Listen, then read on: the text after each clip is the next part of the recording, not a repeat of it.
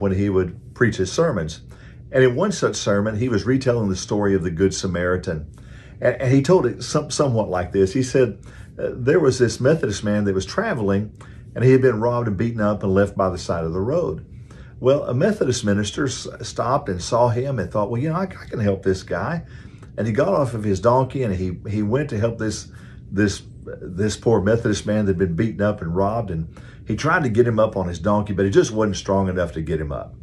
And so suddenly there was a Presbyterian minister that stopped by, and he saw this Methodist minister struggling. And he said, man, or he saw this Good Samaritan struggling, trying to get this Methodist man back up on his donkey. And he said, what are you doing? He said, well, I saw this man, he was injured, and I'm just trying to get him the help that he needs. He said, well, what church do you think he'll join?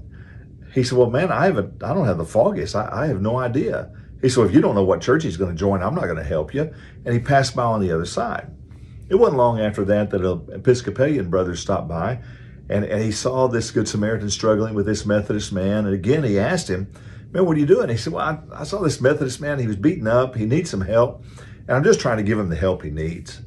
And he said, well, has he been confirmed? And he said, well, I don't know if he's been confirmed or not. I just need to get him to a clinic or a hospital, some place that he can get the help that he needs. He said, well, what kind of hospital or clinic are you going to take him to? Is it going to be a Congregationalist, a Methodist, a Baptist, or an Episcopalian place? He said, I kind of need to know. He said, well, man, I don't know. I just want to get him to a place where he can get the help. He said, well, if you don't know, then I'm not going to help you. If you can't do that, I don't want to help you. Dwight L. Moody said, isn't that kind of the sign of the times? Isn't that kind of the spirit of the times of how we live today? We want to know what church you're going to go to before we try and give any help. Well, I believe denominationalism is kind of on the decline.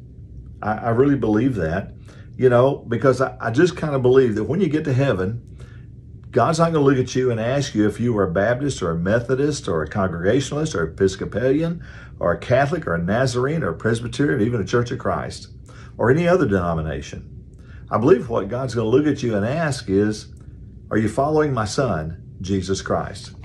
I just kind of think that Jesus is a little more important than the church denomination. Man, I hope you believe that as well. I pray you have a great day. Thanks for being with me today.